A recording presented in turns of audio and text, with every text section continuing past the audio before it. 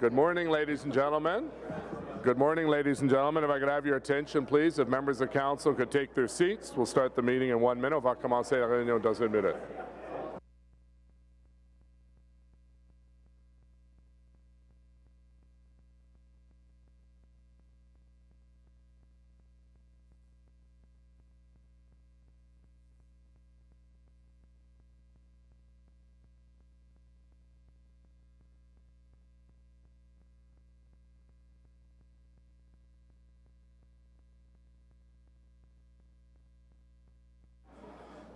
Good morning, ladies and gentlemen. Bienvenue à la réunion du Comité des finances et développement économique pour la ville d'Ottawa pour le 4 février 2020. Welcome to FEDCO for the meeting of February 4th, 2020. Those people who would like to speak to an item that's on the agenda can sign up under the screen there with a member of our city clerk staff.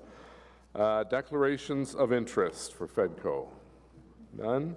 Confirmation of minutes, adoption de procès verbaux, minutes 10, 3rd of December 2019, procès verbal 10 le 3 décembre 2019.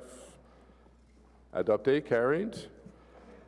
We have an item to, we'd like a waiver due to timeliness to consider the following motion from Councillor Cloutier with respect to an appointment to the French Language Advisory Committee on suspension. Carried. Conseiller Cloutier, s'il vous plaît. Merci, Monsieur le Maire. Thank you, Mr. Mayor.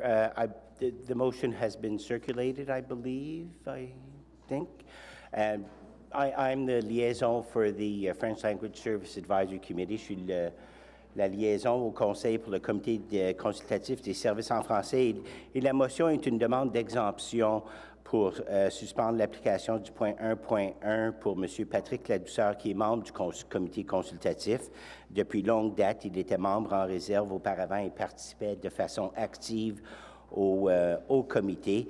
Il est un membre maintenant à part entière. He's declared that he is temporarily having residence outside of the boundaries of the City of Ottawa, and that is one of the requirements for members of our advisory committees.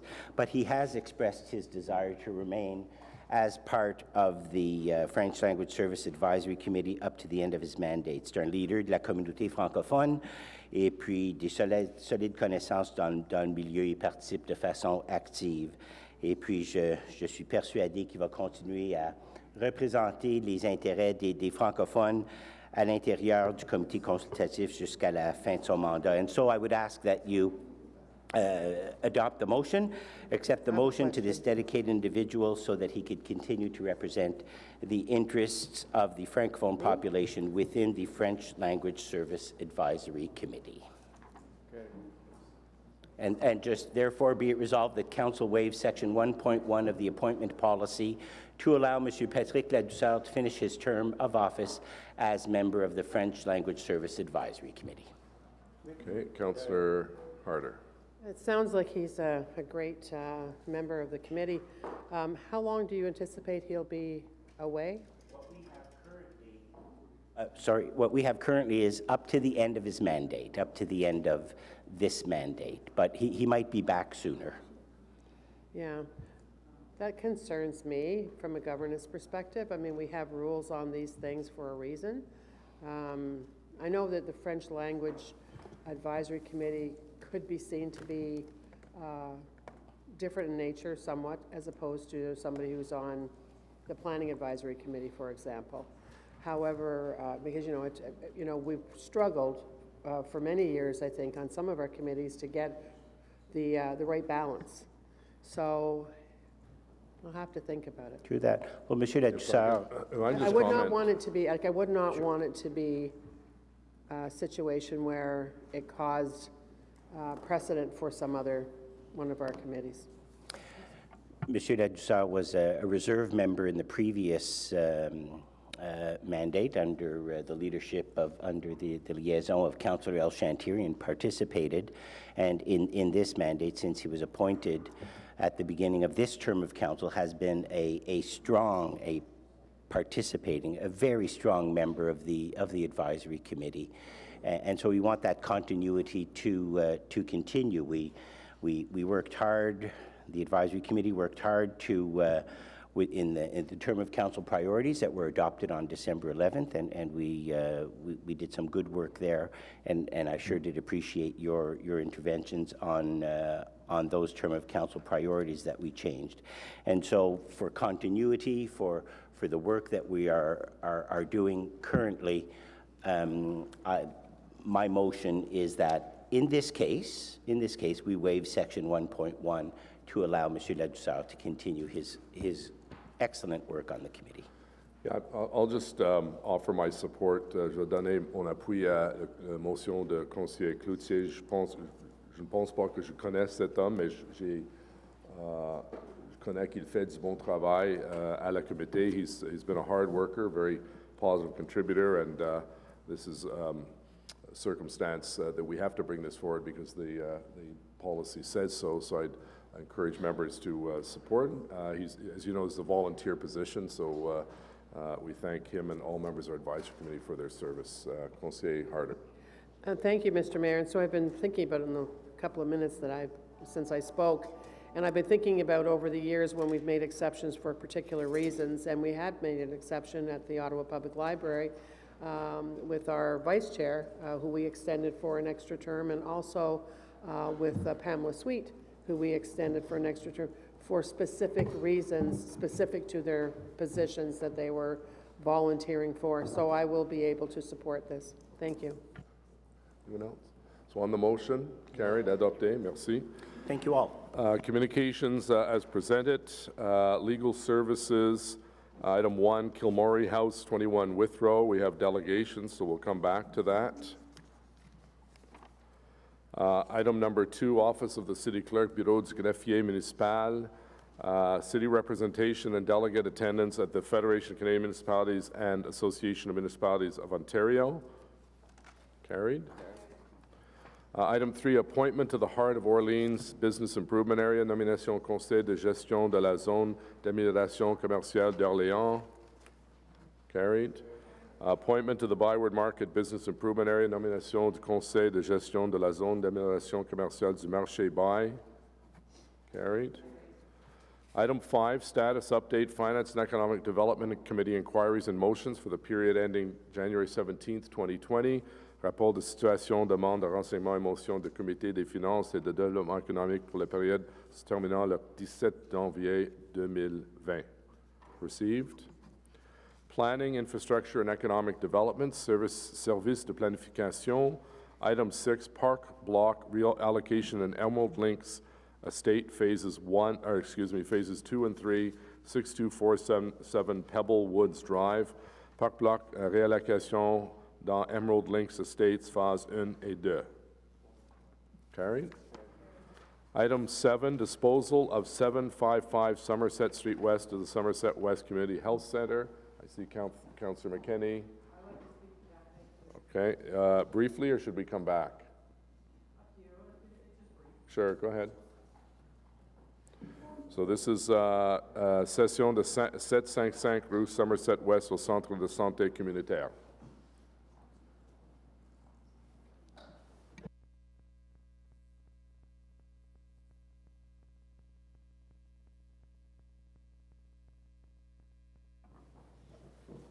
Thank you.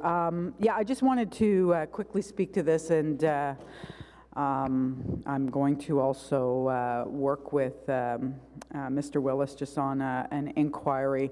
This is overall good for the community in terms of the expansion of our community health center.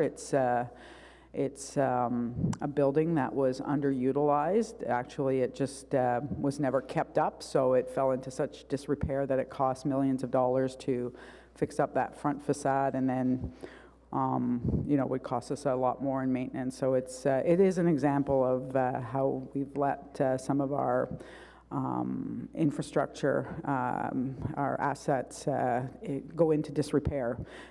So on that, at least it will serve the needs of the health needs of the community. It will be hub for community health and youth services and children's services, but there is a real and concern in the community that as we intensify, especially in this part of the downtown, we are not keeping up with space, meeting space, public space, city-owned space for the community, and that is a real concern. So right now, Plant Pool is all that's really, that recreation center, which is quite small, is all that's available to our community association and other community groups, and it takes about a year to get a room in there, so it's not really an alternative. So while I do support this, I think that it will become a good community hub. Somerset West Community Health Center does exceptional work in our community. I will be asking, putting forward an inquiry at the end of the meeting to get on record how the city intends to provide for residents in this part of the downtown in terms of public space. Thank you. Why don't you do that now while you have the floor? No, I'm going to work with Mr. Willis, and I'll put it in at the end. Thank you. Oh, it's not a formal inquiry? It will be, yeah. Okay. Councillor Luloff. Is the group that's taking possession of this in a financial position to keep the building up? I understand that the city has spent millions of dollars improving this building, and I worry that if we hand it over that we're going to put them in a position where they're going to have to spend millions of dollars that they could be providing or using to provide programs to the community. Yeah, Mr. Reiki, I think that's a concern I have. I think I'm going to support this, and I was reassured on when I heard this morning on a radio interview from the Somerset community, they're going to be very amenable because there's going to be a lot of space to use and rent and so on. But I don't want to have this group come back and see us in 3 years and say, boy, we didn't realize the roof had to be replaced or the boiler or something. Once this is sold, it's their responsibility, and we're finished with that responsibility of paying. Mr. Mayor, you are correct. Somerset West Health has a very good track record of maintaining their properties. They own 2 properties in the area. They've reviewed all the reports. They understand what needs to get done, and that's part of the reason that they've asked to be allowed to mortgage up to $1.5 million to get the funds, and we feel confident they'll be able to maintain this building in the proper format. Okay. Does that answer your question, Councillor? Okay. Okay. On the report, carried. Thank you, and thank you to Somerset Street West Community Health Center. Item number 8, declaration of surplus and sale of 3099 Uplands Drive to Cody Cooperative Housing. Déclaration de biens-fonds pour 3099 Promenade Uplands. Okay. Councillor Brockington, you're comfortable with that? On the motion, carried. Item number 9, closing capital account for the buyback of business park properties. Fermeture de compte capital. Carried. So we have Councillor Suds has a item under Councillor's items, Canada North Mosquito Control Program. So we'll come back to that because we have speakers for the first item. Okay, so for the first item is Kilmorey House, 21 Withrow, special levies, Maison Kilmorey, 21 Avenue Withrow. I don't know if we have I know we have delegations. Do we have any staff report? It's pretty clear what the request is to go ahead with the referendum. Councillor Moffat, you've been dealing with this, so maybe you can open it up and then we'll go right to delegations. Sure, thank you very much. So yes, I think people are around this table are quite familiar with this property. This is something that, as a member of Built Heritage Subcommittee, I've been involved with since 2012, 2013. So it's a property at 21 Withrow. It was approved for developments just at the end of 2019. But since that time, of course, prior to that, as council will be aware, as planning committee certainly be aware, the community has expressed an interest in acquiring the property. In the past, they had some discussion in the community, some informal levy vote process, but never really anything significant that would equate to our policy when it comes to special area levies. There had been some interest gauged in going forward with a levy vote, so I think there's enough interest there in the community that warrants going forward with an actual vote. The report before each day is really just an information report providing background The community is here to speak to it as well, but I wanted to put forward a motion on this before we get to delegations that would allow us to vote on a levy and the cost to undertake it. So whereas 21 Withrow Avenue, known as Kilmorey, was approved for Development Plan Committee and Council in 2019, and whereas the community has made significant efforts to preserve the property and wishes to acquire the property through a special area levy, and whereas the developer has agreed to offer the property for sale to the community should a levy be approved through a community vote, therefore be it resolved that the Finance and Economic Development Committee recommend to Council that the Clerk's Office undertake a special area levy vote in coordination with the community, and as described in Report ACS 2020 ICS LEG 003, be it further resolved that the cost to undertake the levy vote be assessed to the constituency services budget of the College Ward Councillor's Office.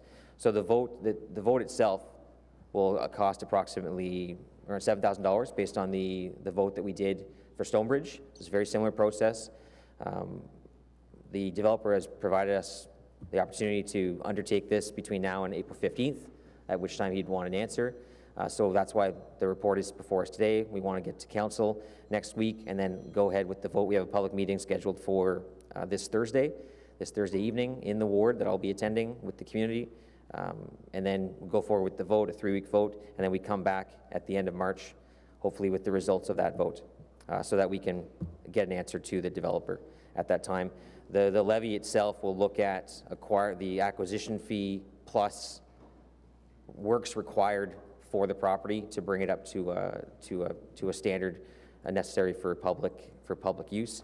And then the levy will also contemplate the ongoing operating costs of the property as well. So that's still to be determined, and we'll be working with the clerk's office on the wording of that vote, and the community will be involved through that process as well. Okay, so we have a number of speakers on this, and if you could hold your questions to staff, we'll just go through our list of speakers, and then we'll open it up after each speaker to questions to that speaker and then to staff. So first is Joan Clark, Kilmorey Heritage Society. Good morning, Joan. Welcome back. This is like Groundhog Day, but that was last week. Maybe while you're speaking, you can tell us, what is the Kilmorey Heritage Society and how many members do you have? Is this part of my 5 minutes, or?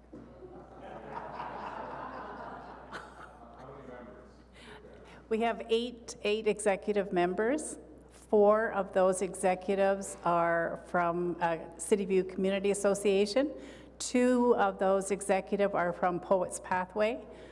1 is past president of Ottawa Historic Society, and 1 is a previous director in NCC. We do not, because we just formed this board at this point. Okay, floor is yours. Okay. Good morning, Mayor Watson and committee members. As I can imagine, each of you is sitting here in disbelief that we are still here and still pursuing the saving of Kilmorey. We do appreciate this opportunity. It's been a long, bumpy road. We have surveyed the community for a park. We have surveyed the community for a levy 2 years ago. It was a favorable outcome. We do have the results of that survey still.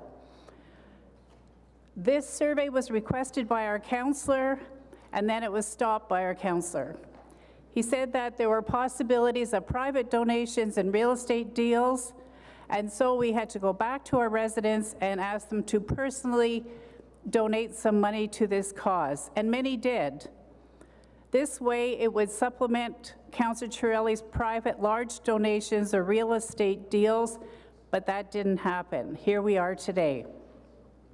City View Community Association began this project in 2015. By 2018, we realized this is bigger than City View. It's outside. It contains, it affects Ottawa and all of Canada. It is Ottawa's landmark, telling the beginning stories of Nepean in the 1800s. It is a national landmark as it honors the home of Wilfred Campbell, a Confederation poet and a person of national historic significance. It is in green space in an area that has a serious deficit of green space. By March of 2019, we formed and incorporated the Kilmorey Heritage Society. This society is a not-for-profit organization that has been set up to preserve Kilmorey, the heritage property at 21 Withrow. The society promotes and celebrates artistic diversity and embraces Canada's rich cultural heritage. We will promote Canadian artists in all fields.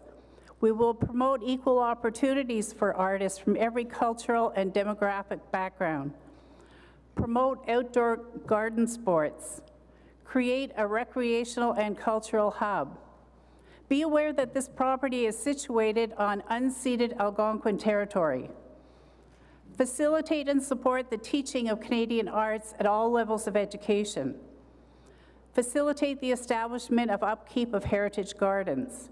Provide opportunities to celebrate the past and Kilmorey's special place in its history. Provide a community center for seniors and families to come together for events from surrounding neighborhoods. Join the activities or just drop in. A place for our seniors, and we have a large amount of seniors in this area, to come and ask for assistance to access financial help.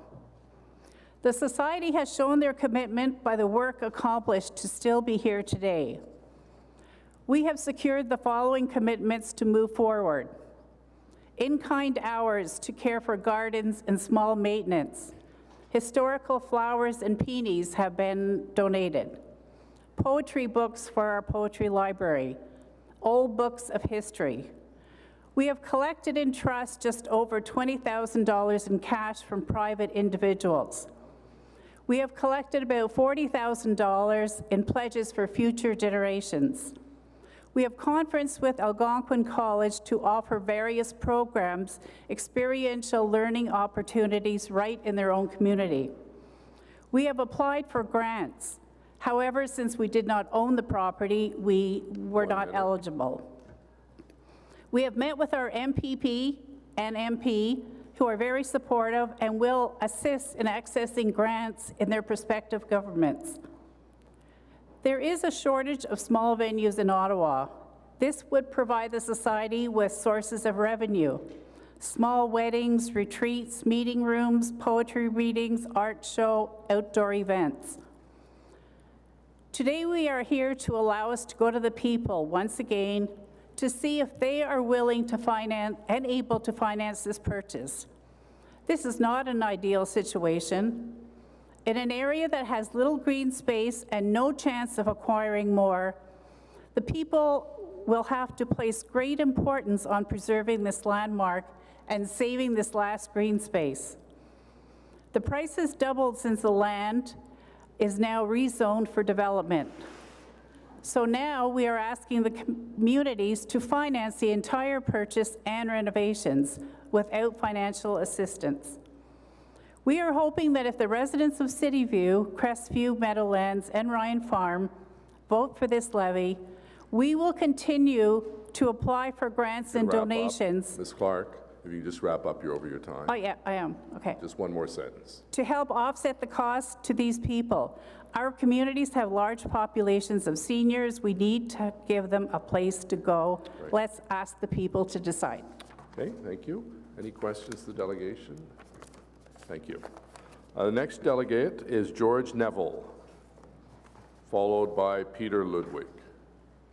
Mr. Neville, the floor is yours for the next 5 minutes.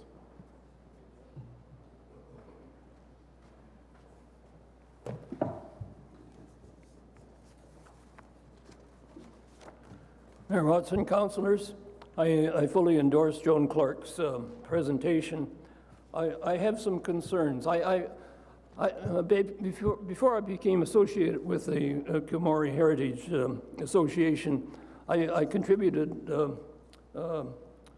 a substantial amount to the undertaking, and also encouraged and induced the Historical Society of Ottawa to make an appreciable donation for this. So I'm fully supportive of it, but I have some concerns here.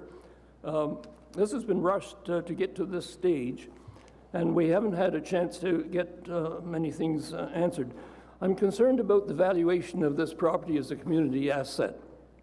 It started out at $2.2 million, and then 500,000 for the house as it stands now. So that's up to 2.7 million. Since that time, the Tiberge developments have raised it to 3.95, I guess it is, a million.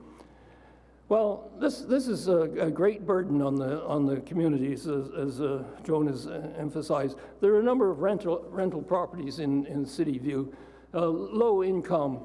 The renters don't have a chance to vote on the levy. It's the landlords that have the opportunity to vote. And of course, any increase in taxes will be passed on with higher rents and so on. And this puts a great burden on the people. City View community as a whole, as a greater area, is a working class area by and large, with a certain amount of commercial things. And it seems to me that the valuation that's gone on here from the property was initially acquired by the developer for, in round figures, $400,000, actually some $3,000 less than this. And so to get it up to 3.95 million, that's practically a 1,000-fold increase. By exact calculation, 987% increase absorbed. It's just abhorrent. It's ridiculous. It's just scandalous. And I really think that the city should be exerting more foresight and interest in a historical matter of this sort, which is in the interest of the community as a whole, as the nation too. And that's the concern. Actually, you know, each of the councillors, if they put in 500,000 each, if we had 10 of them, that would clear the thing that it is. But it's an outrageous price in the first place to be entertaining. And I really have sympathy for the voters. But the thing is, you're here to decide whether to allow for a levy or not. I say, let the levy go, put the flag up and see how it flies. Okay, any questions? All right, thank you. Peter Ludwig, please.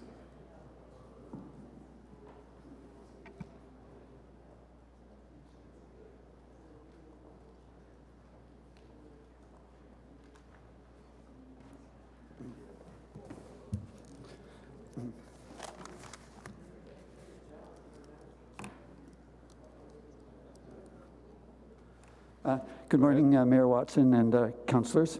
My name is Peter Ludwig.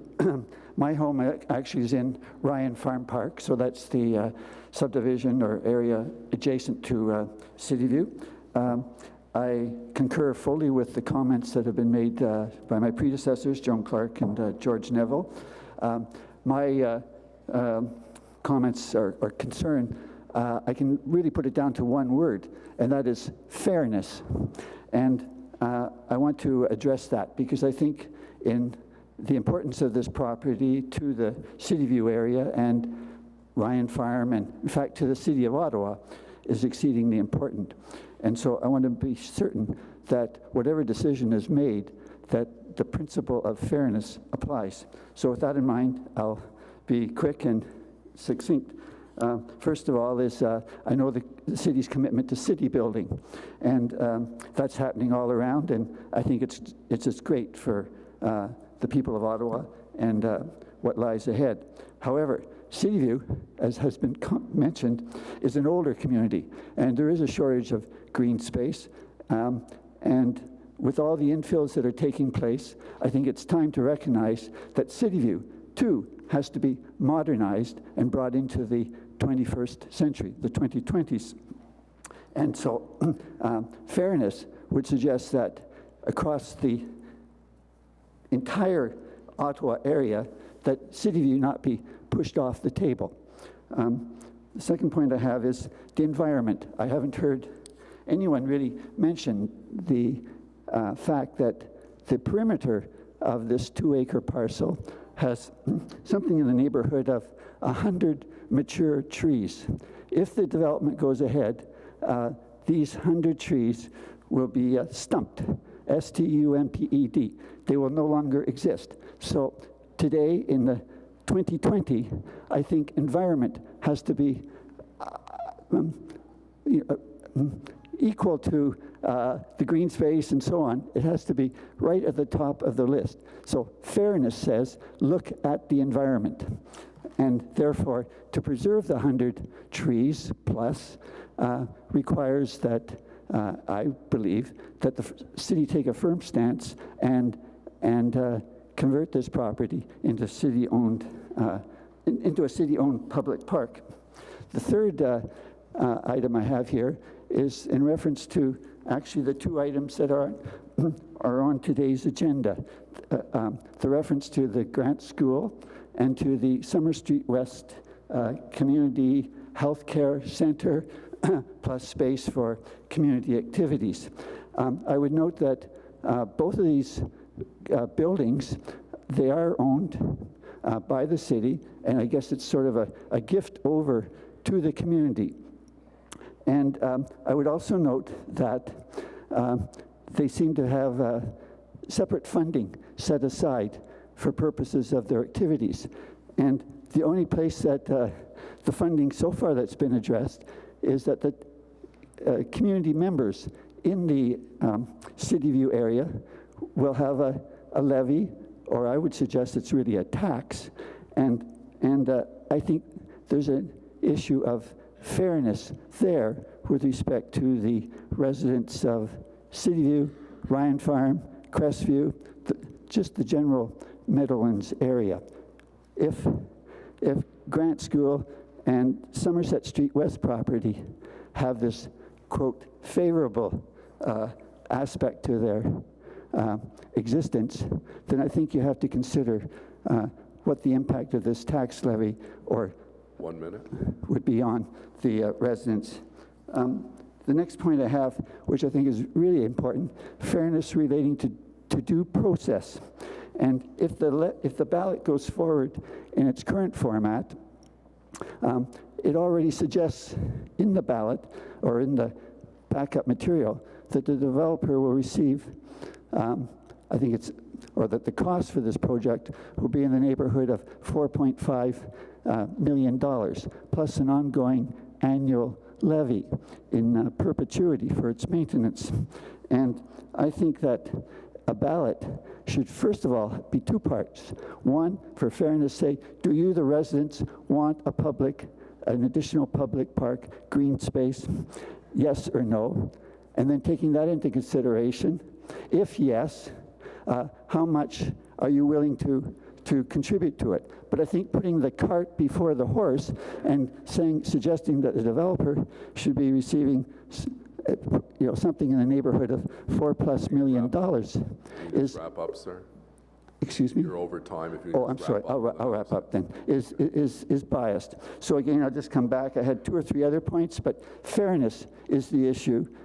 And I think what's happening in terms of making a decision, you have to look very carefully at accepting the idea of the city acquiring the property. Thank you, Mayor. Thank you. Any questions? Okay, thank you.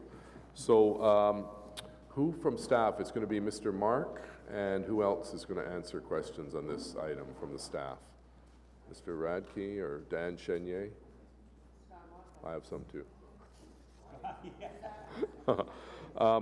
So I guess one of the presenters just talked about the fact that the developer is willing to sell this for $3.9 million. A, have we done an assessment on whether that's an accurate price?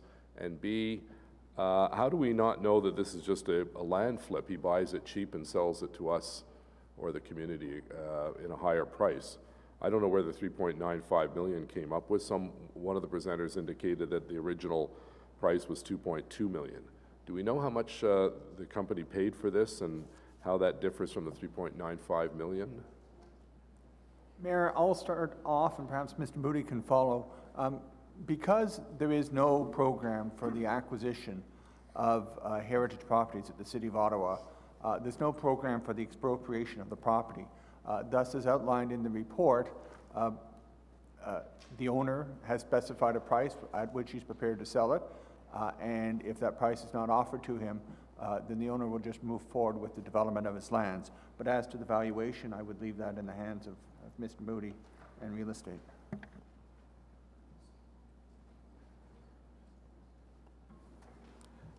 Mr. Mayor, staff have reviewed some numbers with respect to valuation of this property through the development process. While I'm not comfortable getting into specifics, I can tell you that the appraised value for the property as it stands today is less than the $3.95 million being asked for by the developer. So how much less?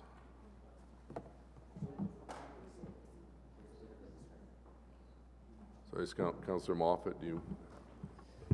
Sorry, so it's probably not in the best interest of the city to discuss the appraised value of the property because it is a part of the development planning process in terms of cash in lieu of parkland and these types of things that get determined through the process. That is up for discussion between the property owner and the city at this time. So it's probably not the best, and it's not even relevant to this vote. Ultimately, the community has expressed an interest to buy the property. The developer, who has half the property tied up, the other half is still with the Roger family, has expressed a price that he's willing to sell it at. You have to consider that at this point, he has full ability to develop this property. He has approval from LPAT for 4 lots along Withrow Avenue, and he has council approval for the balance of the property to be developed. So for him to build a price, he's likely looking at his acquisition cost, the cost he's put into it over the last 4 years, plus the profitability of development on that site. So in reality, the assessed value from the city, the appraised value of the city, and his asking price are two different things and quite irrelevant. If you want to buy a property, the assessed value, the appraised value is not important. It's what's the asking price. Well, and the community needs to know. No, I'm saying the community needs to know the asking price. Yeah, the community is going to have to pay for this. So my understanding is then that it would be, is it $128.43 per home based on the average assessment? Is that correct? Yes, Mr. Mayor. So is that over a 10-year period? Yes, Mr. Mayor. So it's $1,200 for the average homeowner. Now, the issue of accessibility, I'm assuming a building like that is not accessible to those with mobility issues, wheelchairs and so on. Does anyone know? Mr. Mayor, we have not been in the building. From casual observations, we would assume not, that the building would not be fit up for public assembly. Our experience with similar properties elsewhere is that generally a significant investment in terms of public accessibility, building code, fire code, those kinds of things would be required if the building were to be opened up as a community building. So that would have to add on to the levy then? I believe that the amount that's been provided includes a $500,000 provision to do upgrades to the building. And who would end up paying, if the referendum goes ahead, and I'm more than happy to support the referendum, I think the public should have a say in this because it's going to be hitting their pocketbooks. But if the referendum passes, who would run the facility and who would pay for the ongoing operating costs? That's a large piece of property to maintain. Would it be a not-for-profit group, or would the city expect to take over maintenance and everything from cutting the grass to repairing the roof of the building? Mr. Mayor, I'll start off, and then Mr. Chenier may have something to add. Amongst the costs that would be outlined in the vote by the community is allowing for $150,000 in annual operating costs. So there would be a $3165 amount on top of that 128. So while the capital levy is in place, the total would be about 163. And then after the 10 years, it would continue at 3165 plus whatever inflation has taken place. The details of who would run the facility have not been worked out, and that is a matter that Mr. Chenier's department would have to deal with the community. Okay. Mr. Mayor, I can only add that the $150,000 was based on our current cost of operating similar houses like Bell House, for example. So it's a bare minimum of maintenance, cleaning, repairs, utilities, those kinds of things. Okay, thank you. Councillor Luloff, please. Who would be eligible to vote in such a referendum? We spend a lot of time talking about how we have unaffordable housing in the city of Ottawa. This is a college ward. I worry that we're going to be placing more financial burdens on students that are renting in that area. So I'm wondering who would be eligible to vote on this. Mr. Mayor, it's one vote per household. This is consistent with the approach in Stonebridge and Canada North. The difference in this case is that business owners would also be given a vote in this survey. So if I'm from Calgary and I'm going to Algonquin College and I'm renting a home in College Ward, I will be able to vote on this? No. Not on, if you're renting, no, only the one vote per household. The owner of the household is the one who gets the ballot, not renters. Thank you, Mr. Mayor. Right. Okay, thank you. So we have a motion by Councillor Moffat to proceed with a referendum in the pre-assigned area, and the funding will come from the ward councillor's constituency services budget. Carried? Carried, thank you. Our next item with members of the public, I believe, is the levy in Canada North, the Canada North Mosquito Control Program Special Levy. So I know Councillor Suds is anxious to talk about this item, so the floor is yours. If you'd like to introduce your, I'm sorry, we have one member of the public. Do you want to say anything before we get to the member of the public? Okay, so where is our Dr. Bob Abella? Come on forward, doctor, and introduce yourself, and you have 5 minutes, and thank you for taking the time. The floor is yours. You just right over that one there. Oh, do you have a presentation? Do you have a PowerPoint? Okay.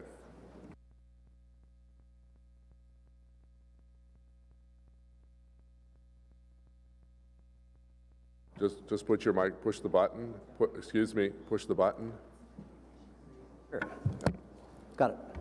You've received a paper signed by 11 science respondents from 7 countries, most working in environmental sciences or international environmental law.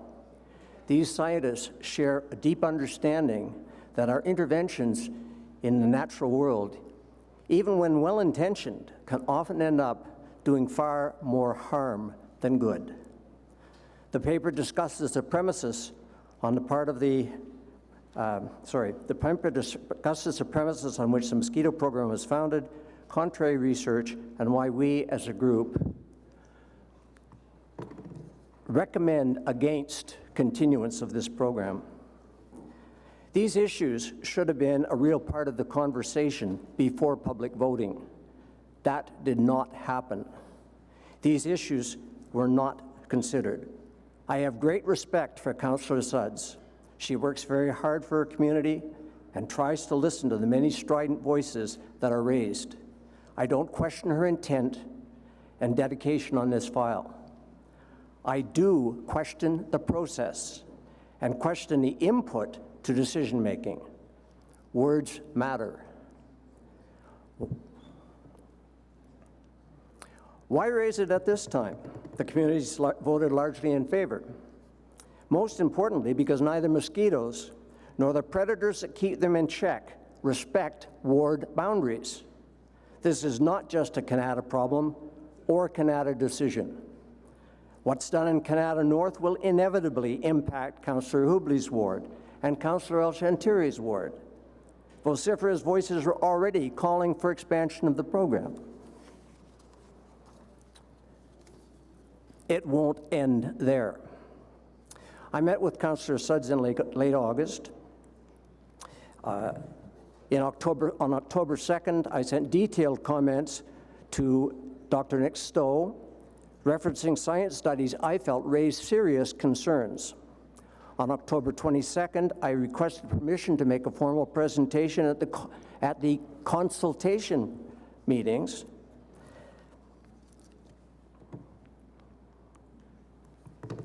On November 11th, one day prior to the first consultation meeting, I received a clear no from the councillor as, and I quote, "We have a solid agenda and plan to present the facts to the community." The next day, the 12th, I received a short response from Dr. Stowe, dismissing all the provided science information as irrelevant and suggesting I was deliberately misleading. Both the timing and the response were unhelpful. That evening, I delivered the first draft of the open letter. After further email exchange with Dr. Stowe, we agreed to disagree, and I delivered the current version of the paper to Councillor Sudds on the 19th of November.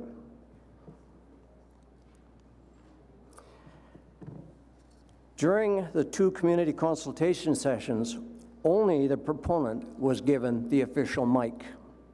More concerning, the consultation website provided by the city reiterated the proponent's claims and provided no vehicle for dissent that would be visible to voters. In my mind, the process was seriously flawed. The official worldview is that the role of predators in mosquito control is negligible, minimal. The mode of action of BTI, which the toxin used, the mode of action of BTI is fully understood, highly selective, and has no effect on non-target species. The approval by regulatory agencies is rigorous, based on the best science, and serves as adequate assurance of safety. Voters were to accept this worldview as correct. In effect, any contrary testimony was and is considered junk science, to use a word tossed out during one discussion with Dr. Stowe. But there is strong evidence to the contrary. Specifically, with reference to mosquitoes, Medlock and Snow, specifically with reference to mosquitoes, Medlock and Snow 2008 state, removal of predators from habitats could exacerbate a nuisance biting problem. The scientific assessment is in direct contradiction to the proponents on this important point. This past summer, there were personal reports of fewer predators and many more biting mosquitoes in our region of South March. Voters were told the mode of action of BTI is fully understood, highly selective, and has no effect on non-target species. This remarkable conclusion overturns our century-and-a-half understanding of evolutionary biology. A lowly soil bacteria evolved the ability to produce a crystal toxin that only affects mosquitoes. There's no evolutionary mechanism we are aware of that can explain why or how this could happen. In fact, cry protein is far from a settled science. It's proving much more complex in the real world, where things interact and toxins bioaccumulate up the food chain. If you could wrap up, you're over your time. Quickly, yes, I'm on the last bit here. The last paragraph. Okay. It's clear that the claim of no reported adverse effects on non-target organisms is not supported by the scientific evidence. That was the conclusion of Otto and Hilbert. We also had this belief. Sorry, sir. I'm on the last. Everyone's given 5 minutes out of fairness, so you're now over your 5 minutes. So we're going to go back. You may have a question. Does anyone have a question for the doctor? Okay, thank you. Councillor Sons. Thank you, sir. Thank you very much, Mr. Mayor, and thank you to Dr. Abel for joining us and for his participation throughout the process. For my colleagues' benefit, we did undertake a 90-day consultation period in determining whether the community would like to move forward with this program once again. That involved 2 community consultations, as well as using the Engage Ottawa website, which was well used.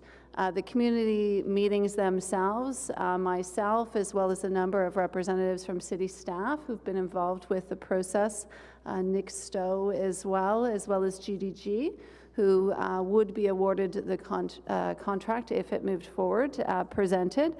They were great meetings and great discussion. pros and cons, of course. All that to say, the vote did take place over a 3-week period. We had a participation rate of 37%, which was almost double the amount that participated last time. And I know in the municipal election it was 49% in Canada North, so I consider 37% on a mosquito program to be pretty significant. We also had great support from the city clerk's office.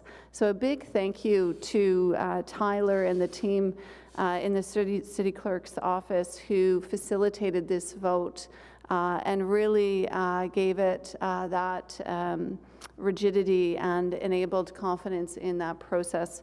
So I really appreciated the work that they undertook. Another interesting fact as we undertook this is we enabled online voting. That really, I think, contributed largely to our success in getting 37% participation rate. So overall, 63% of residents voted online, which I think is also telling. One last note that the program itself, as obviously the community has resoundingly supported, 78% supported, is a 4-year program. It will be brought back again in 4 years. I have viewed this as a community decision. The community is funding it, so ultimately the decision is theirs. So it is 4 years of treatment for the program, as well as a 3-year research project, building on the research that was done in the prior year, or prior pilot, excuse me, as well. So I think we've gone through a rigid process, which I'm quite proud of, the participation rate, and I hope that my colleagues will support in moving this forward. Okay, thank you. Does anyone have any questions? Councillor Harder, sorry. Thank you, Mr. Mayor, and thank you, Councillor Sudds, for bringing this back on behalf of the folks in Canada North. When Councillor Wilkinson brought this forward initially, it was a far more difficult decision to make because it was the first of its kind, but the people in the community have paid for that term. I would suggest that the ones that are supporting it have seen a benefit. And we continue to make sure that what we're doing is safe. If there had been issues, for sure, the city would likely be recommending something else. But the people have spoken. There has been a fair and democratic process here. And I'm happy to support it. I'd also be happy if someday before us we had something talking about citywide to take on the terrible situation we have on another couple of things like ticks and Lyme disease. It's terrible what's happening to some of our families, and wild parsnip. I absolutely would be happy. I think that, you know, we've gone too far from the years ago when the province implemented the freeze and no more herbicide. I know that it's a provincial decision, but I really believe that having licensed and I know that this is probably going to like get me a whole bunch of emails. I don't care, okay?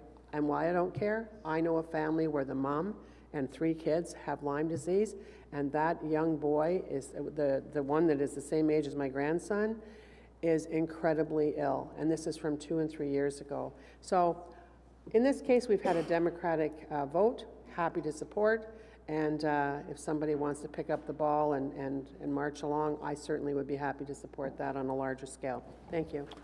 Great, thank you. Councillor El Shantiri. Thank you, Mr. Mayor. And thanks to my colleague for bringing this back up again. And that's one of the areas we get asked quite a bit in our community, Mr. Mayor, if we should expand this. And I want to be on the record, this will not work for West Carleton whatsoever. We have more vegetation, more marshes, more lakes, more creeks, more river than anybody can wish for. So I just want to be on the record. I will be supporting my colleague because that's her area, and I supported the previous council with this. Is it work? Well, I think depend who you ask and depend what time of year you ask that question. But I'm leaving that to the councillor who the resident asked for and they are willing to pay for, but I will not personally be asking for that for my community. Okay, thank you. Est-ce qu'il y a des autres questions? Any other questions? So Councillor Suds has a motion before us. Carried. Thank you.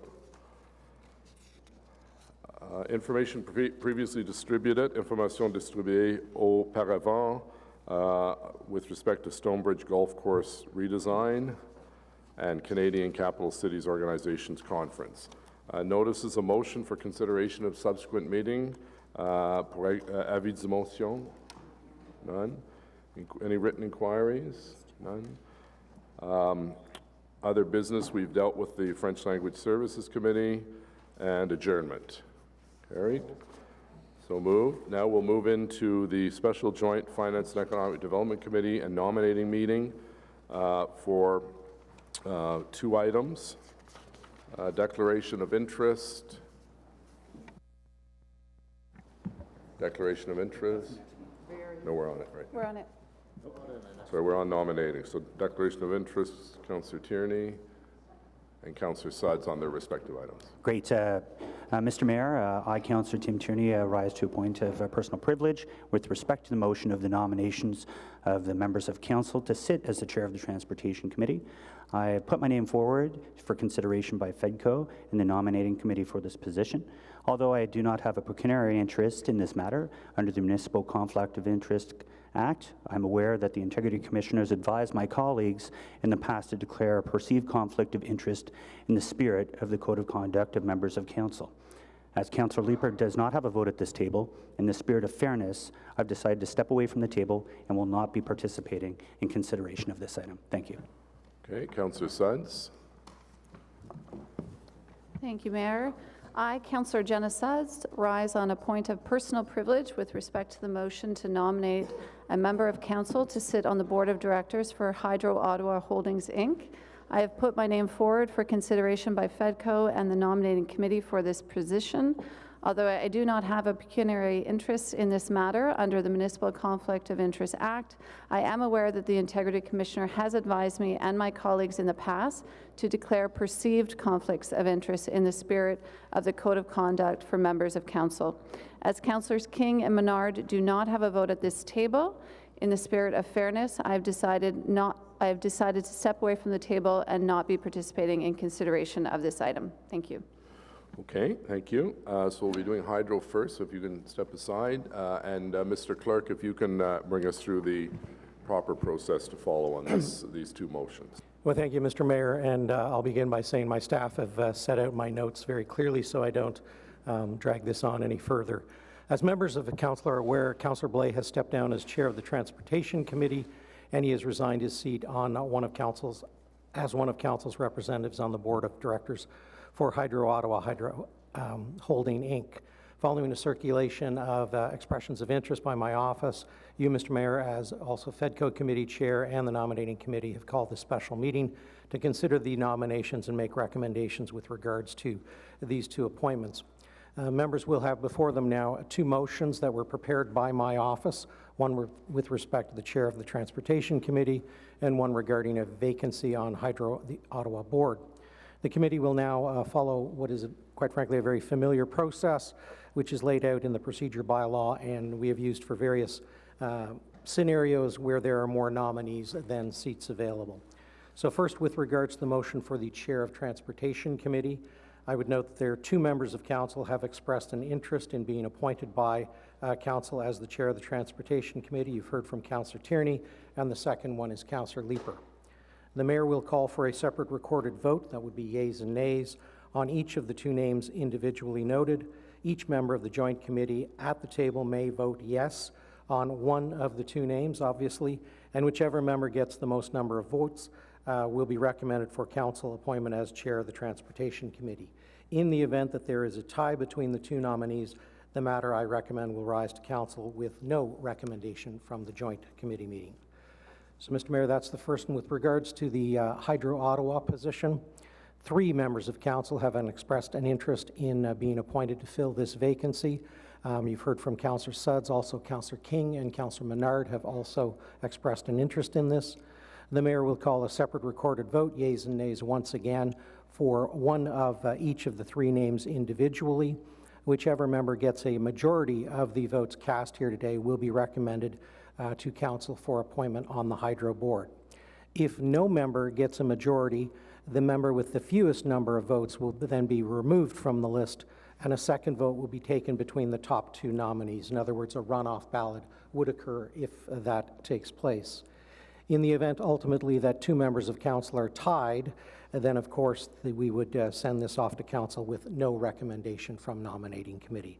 So Mr. Mayor, those would be the 2 motions that my office has prepared for you, and should the committee vote on them, they would move up to council for its consideration at the February 12th meeting. Okay, so just for clarification, then we just go person by person and yeas and nays, opposed to members of committee saying the person's name? That's correct, Mr. Mayor. Okay. Councillor Menard.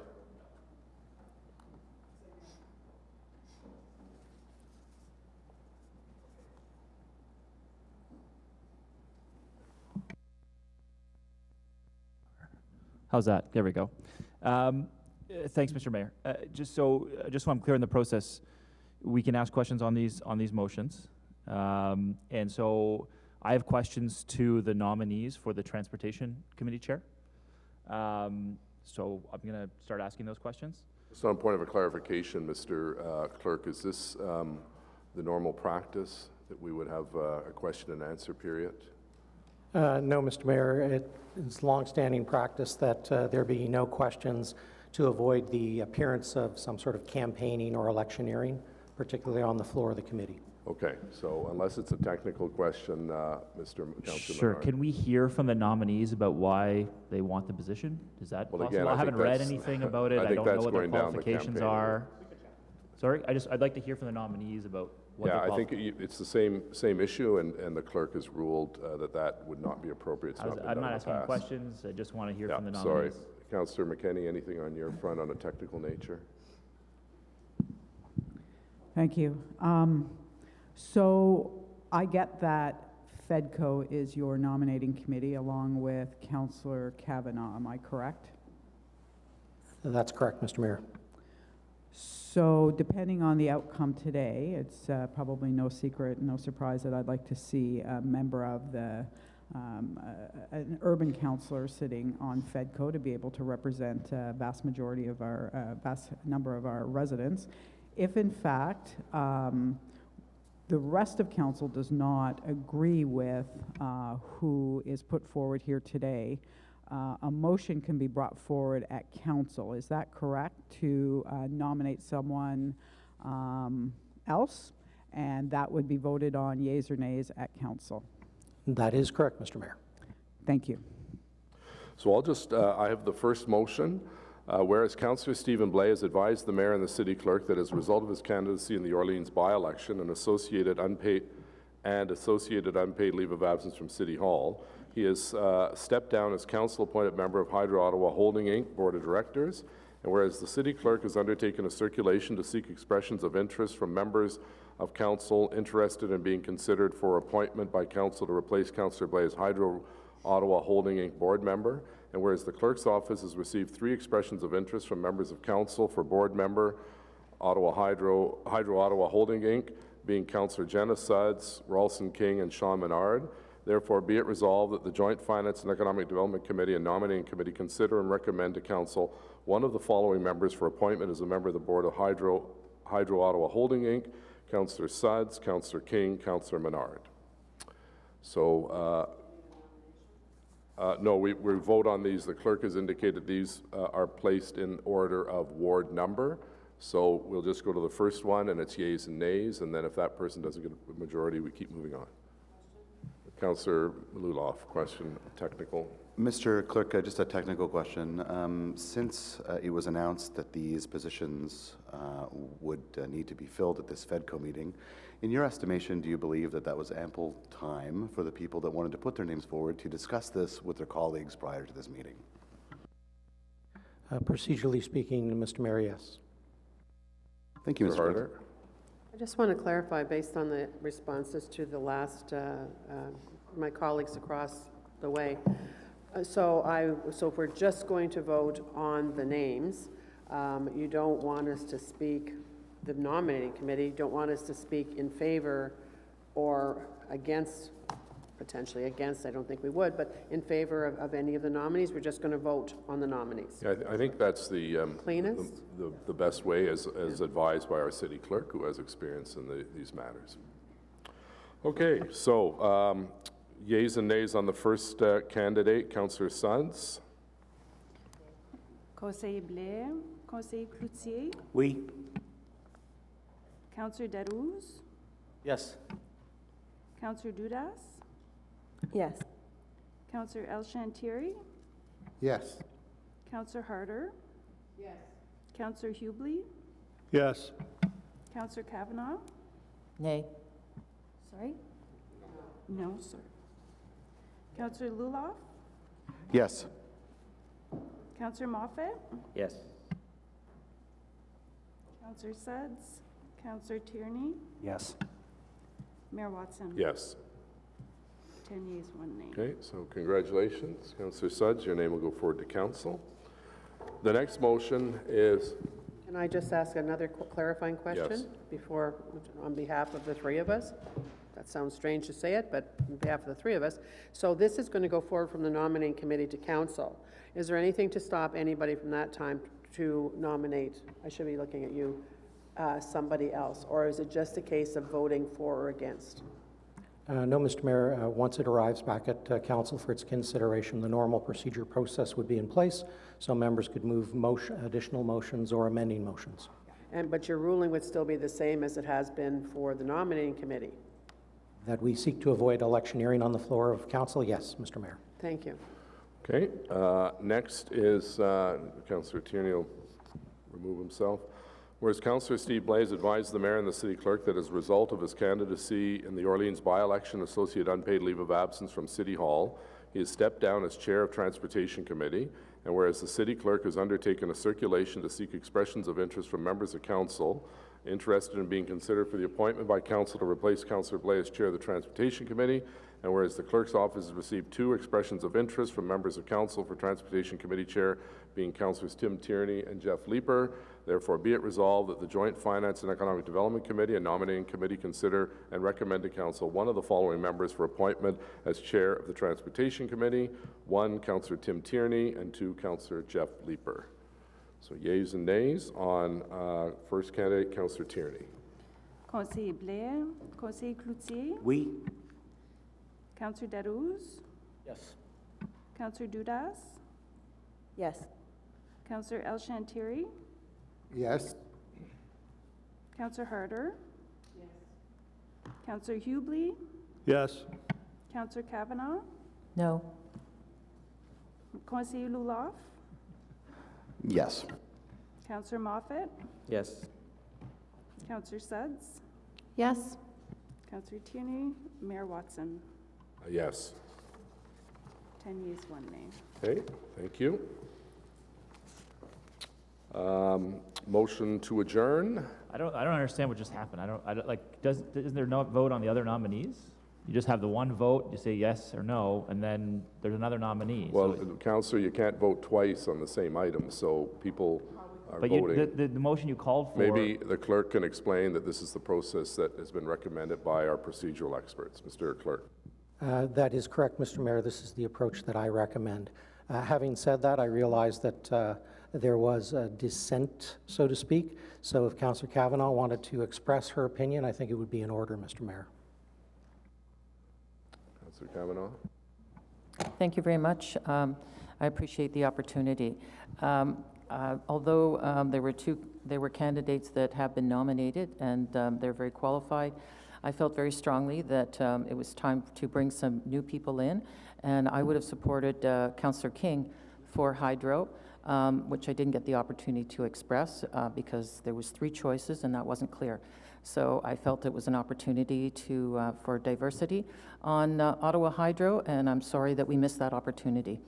As well, on terms of the on the Transportation Committee. The Vice Chair had asked to be considered, and I felt with his experience and in terms of the issues that he's been working on in this past year, I felt this was a good opportunity to have him move into the chair seat, and I'm sorry that that didn't happen. Okay, thank you. So, motion to adjourn, carried. Thank you. Merci. Meeting adjourned.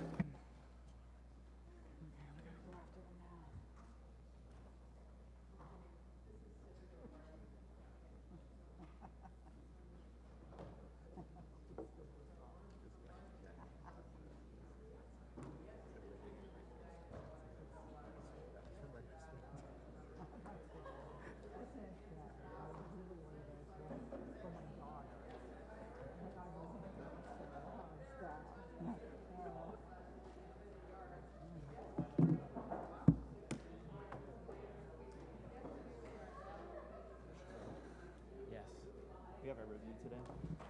Yeah. I don't know, we need to leave the meeting. Yeah. I think so. It probably makes sense to. I know you're. By the way, I would have.